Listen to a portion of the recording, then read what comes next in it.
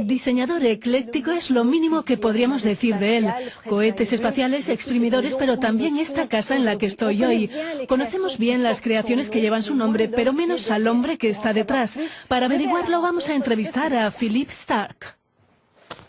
Philippe Starck, gracias por estar con nosotros en The Global Conversation. Hace décadas que usted crea, pero da la impresión de que tiene todos los días un montón de ideas. ¿Es así?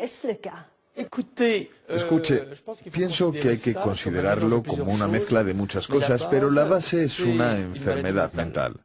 Una enfermedad mental que comprendemos cada vez mejor gracias a las resonancias magnéticas del cerebro que muestran diferentes arquitecturas, diferentes conexiones entre las sinapsis y así sucesivamente.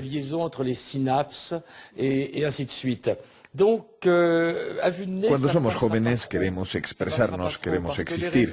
Yo lo he hecho, pero ya no soy joven. Ya he vivido gran parte de mi vida y sigo adelante. Creo que el deber principal para merecer existir es servir.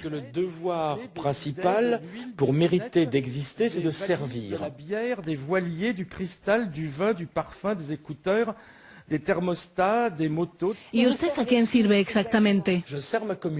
Sirvo a mi comunidad que es... Usted sabe que cada uno tiene su tribu, cada uno representa a su tribu. Nunca debemos pensar por los demás, hay que pensar por uno mismo, por su esposa, por su hija, por su madre, por sus amigos, y ahí estamos en la verdad y la honestidad, que es lo contrario del marketing, y así las cosas pueden funcionar. Y la tribu de al lado tendrá otro diseñador y la de al lado otro. No hay que intentar ser el diseñador de otro. ¿Y su inspiración, usted lo dice, viene de sus sueños? ¿Es correcto? ¿Cómo funciona? Bueno, soy autista, afortunadamente a un nivel muy bajo, pero claramente autista, así que... ¿Cómo lo sabe? ¿Sabe? Cuando no se habla con nadie, cuando no se ve a nadie, cuando no se ve la televisión, cuando no se llega a comprender si nos explican algo, cuando se prefiere estar solo que acompañado, se acaba por entender ciertos mecanismos. Y este autismo me hace vivir en una autarquía casi total. No tengo ninguna información del exterior. Lo que me interesa, si tengo que responder a esta pregunta, creo que tengo una profunda curiosidad y un amor profundo por nosotros, los seres humanos, por lo que somos. Une curiosité profonde et un amour profond pour nous, ce que nous sommes.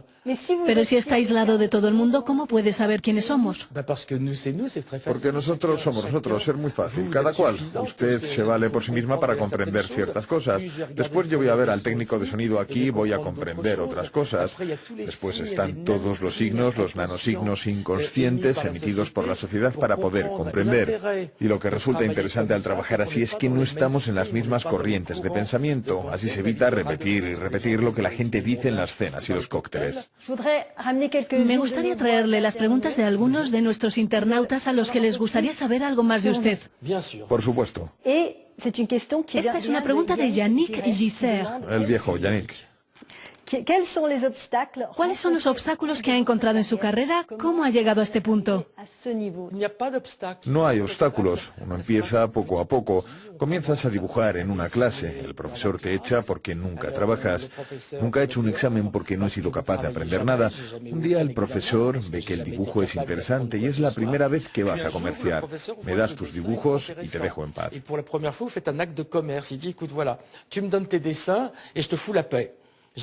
Vivo de mis diseños y de mis creaciones desde que tengo 5 años y poco a poco haces esto para un amigo, haces aquello para su pueblo, haces lo de más allá para su país.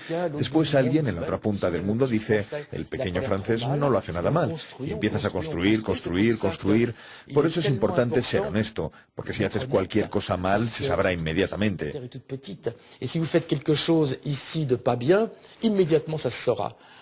Así que la honestidad, la implicación en lo humano, la implicación en la creatividad, el trabajo constante en uno mismo y en los otros, el mayor conocimiento estructural es un todo, así que no hay obstáculos.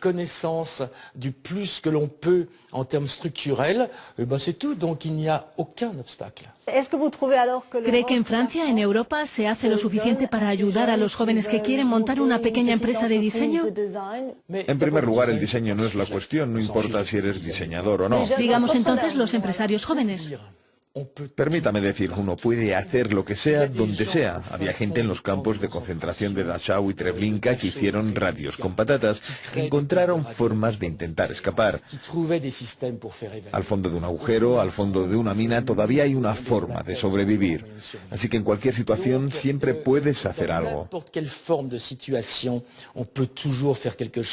Esto es lo que es bonito, lo que es emocionante. Si fuera fácil, ¿quién lo haría? Nos quedaríamos en la cama, que también es fácil. Me gustaría volver sobre algo que ha dicho antes, que usted no forma parte de la corriente principal, pero se le reconoce como el mejor diseñador del mundo actualmente. ¿Le molesta esta etiqueta o lo tiene asumido? No hay que confundir la imagen pública con la imagen privada. La imagen pública, ustedes los medios necesitan gente de la que poder hablar para poder contar cosas, pero eso no quiere decir que esos con los que hablan sean realmente famosos. Si ve los periódicos, rara vez nos verá a mi mujer y a mí. Me podrá ver en un programa de televisión. Y si me gusta el programa, podemos hablar de cosas que no sean estúpidas, pero aparte de eso, no somos celebridades en absoluto. Vivimos como monjes. Puede parecer un poco extraño, pero digamos como monjes con lujos, como monjes extraordinariamente bien organizados. Pero como monjes, es difícil encontrar a gente a la que le vaya menos ser famoso. ¿Es usted una persona que crea división de opiniones? Me preguntan si soy una persona que divide. Creo que en francés se diría que segmenta. Sí, no es que lo crea, estoy seguro. Es increíble ver hasta qué punto algunos me adoran. Hay gente que cree que soy Dios, evidentemente es ridículo. Hay gente que no me puede ver sin llorar, que solo se casaría si yo estoy allí. Es una locura, una idiotez, es escandaloso.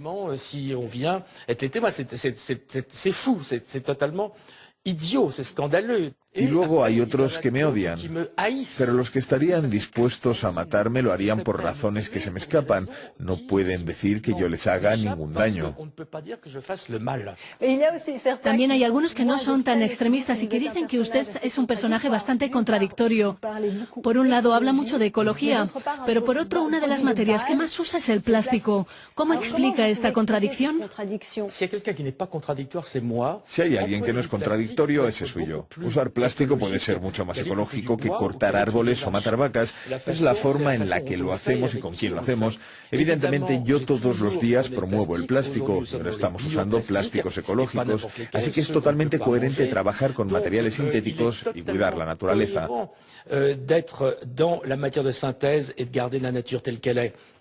Precisamente. Simplemente hay que ser cauteloso con los análisis rápidos que todo el mundo hace. Precisamente sobre esto tenemos una pregunta de un internauta. ¿Calculan los daños colaterales medioambientales y sociales generados por sus creaciones?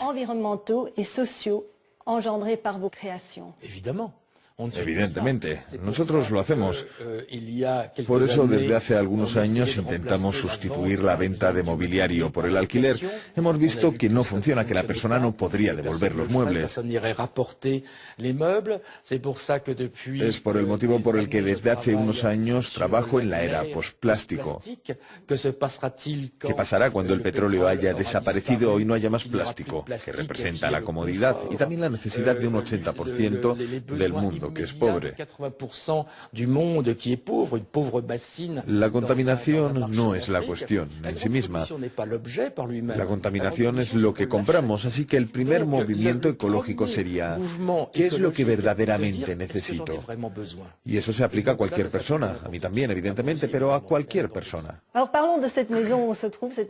Hablemos de esta maravillosa casa, esta casa que usted acaba de terminar. Ha sido necesario un largo periodo para construirla. ¿Está contento con lo que ve? Bueno, antes de saber si estamos contentos, hay que saber si hemos logrado el objetivo. El objetivo es una obsesión de hace al menos 30 años. Hoy en día las casas son caras. Siempre he intentado evitar los riesgos. Proponer hoy una casa con 35 planos, que produce más energía de la que consume, cuya arquitectura es totalmente neutra para que la gente la sienta como suya. Qui est totalement neutre architecturalement pour que les gens puissent mieux se l'approprier.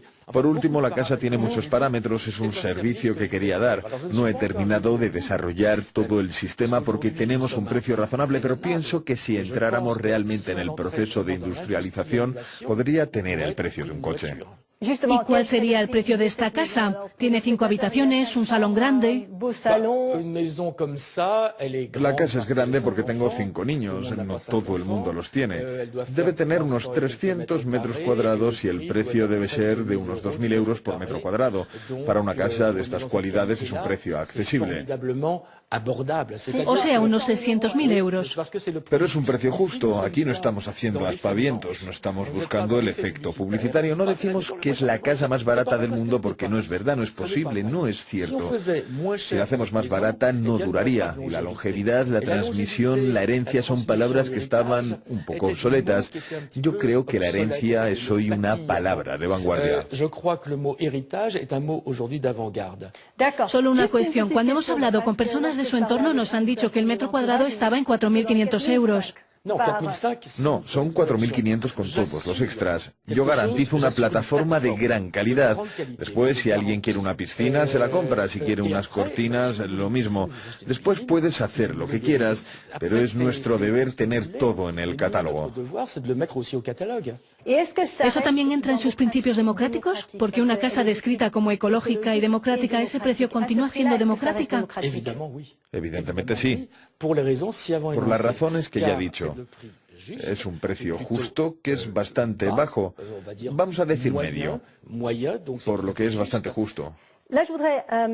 Me gustaría hacerle una pregunta de uno de nuestros internautas que se llama Mr. Green, que dice, ¿qué es más importante para usted, la funcionalidad o la belleza? Este Mr. Green es simpático.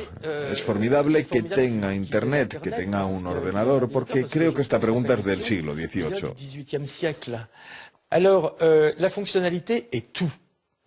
La funcionalidad lo es todo. Incluso un poema tiene una funcionalidad. Un poema será bueno en un momento porque el ritmo del poema tiene encanto. Las imágenes creadas por las palabras van a darnos ideas. Y al final la joven a la que le recitas el poema va a caer en tus brazos. La funcionalidad será respetada por completo. No hay nada bello que antes no sea estructurado para ser funcional. Si seguimos con la palabra funcionalidad, usted ha colaborado con Ricoh en esta casa, pero también con otra mucha gente. Uno de los más célebres es Steve Jobs. Ha trabajado en su barco. ¿Cómo surgió y cómo fue ese trabajo? No quiero hablar mucho de esto porque fue un proyecto privado y Steve Jobs tenía una especie de adoración por el secreto, así que no me debo alargar mucho sobre este asunto.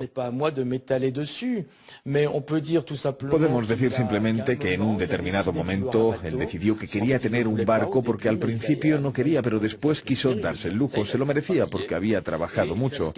Y entonces preguntó a todo el mundo sobre personas que tuvieran su filosofía y visiblemente no había nadie más que yo. Diré que el barco que diseñé, aunque él dice que lo diseñó él, pero esta es su famosa distorsión de la realidad, yo lo diseñé en 1h30 o 2 horas y le di la maqueta. Él dijo que era algo mejor de lo que alguna vez había soñado y después durante 7 años no volvimos a tocar el barco. Por otro lado, Steve y yo discutimos sobre todos los detalles. Fue un trabajo duro porque Steve era extraordinariamente exigente. Podemos decir que era un dios de la exigencia, del rigor, de las manías, y yo soy el emperador. Así que todo era puramente filosófico. Me gustaría que me comentase algo que dijo. No volverá a existir un barco de esta calidad porque nunca más 2 locos se volverán a juntar para realizar un trabajo semejante. ¿Es verdad? Es verdad, es imposible. Nadie hará lo mismo porque fue un juego mental entre 2 personas. Era para él, tanto como para mí, una visión, una prueba, una búsqueda de otra cosa, una especie de negación del materialismo.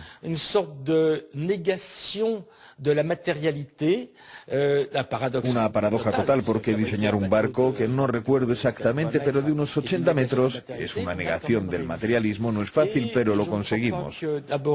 Y no creo que haya otras personas que se preocupen de las mismas cosas, que compartan la misma filosofía, pero sobre todo no serán capaces de dejarse la misma energía mental que nos dejamos. No ocurrirá jamás que se vuelva a construir un objeto desde esta locura maníaca. Ha dejado entrever que las cosas no terminaron bien entre ustedes, que él se apropió de una parte del diseño del barco. ¿Se puede decir que superó esto sin amargura? No respondo a este tipo de preguntas. Son cotillos en los que no estoy interesado. De acuerdo, pasamos entonces a Virgin Galactic, otro proyecto en el que ha trabajado. Usted tiene un billete para ir al espacio en uno de los primeros viajes. ¿Cómo ve este viaje con rumbo a lo desconocido?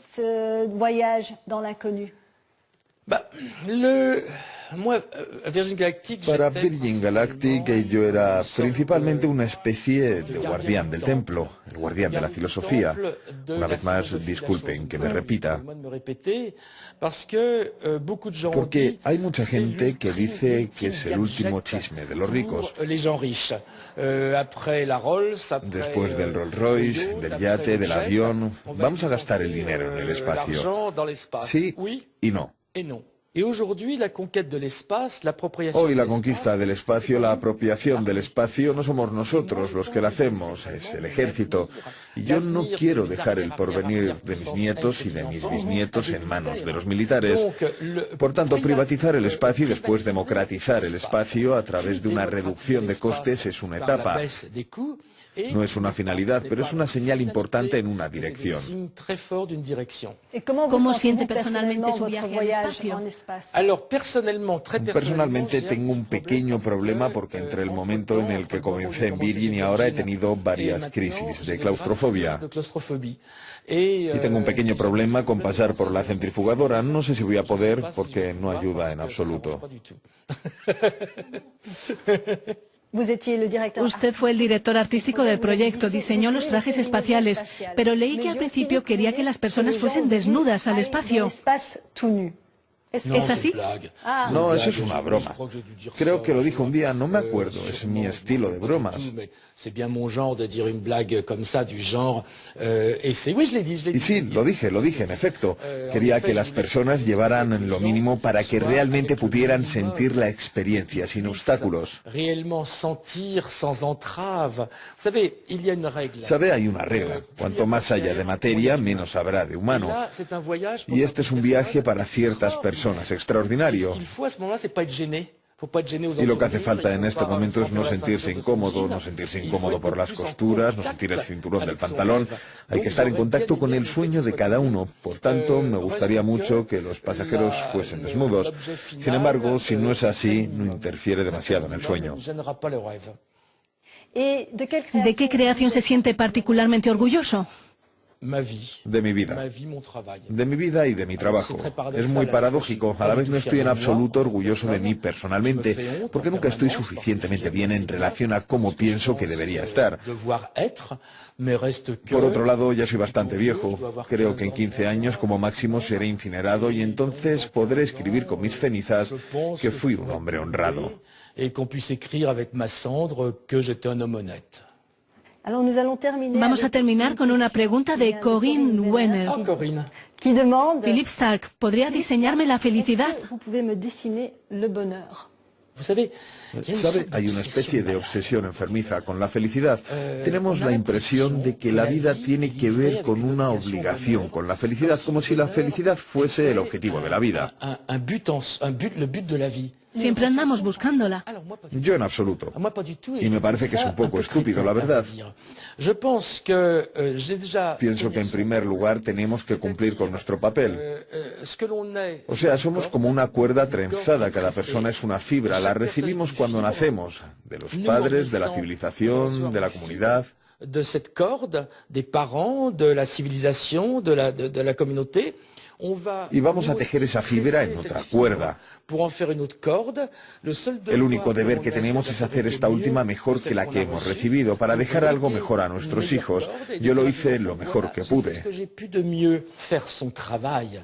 Hacer el trabajo de transmisión con la mayor belleza, con el mayor lirismo, con el mayor rigor, la mayor honestidad y mucho humor. Así está bien. Philippe Starck, muchas gracias. Ha sido muy filosófico. Mejor hablar de esto que de sillas. Es una enfermedad mental. Una enfermedad mental que comprendemos cada vez mejor gracias a las resonancias magnéticas del cerebro que muestran diferentes arquitecturas, diferentes conexiones entre las sinapsis y así sucesivamente.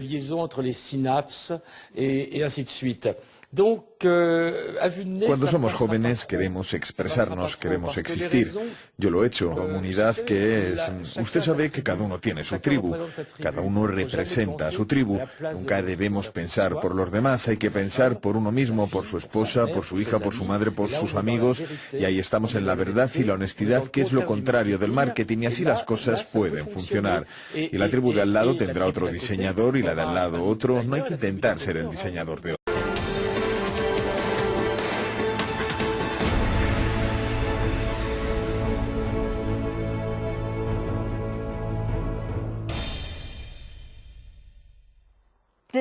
Diseñador ecléctico es lo mínimo que podríamos decir de él.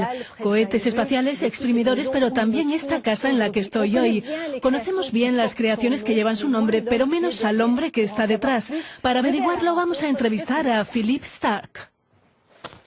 Philippe Starck, gracias por estar con nosotros en The Global Conversation. Hace décadas que usted crea, pero da la impresión de que tiene todos los días un montón de ideas. ¿Es así?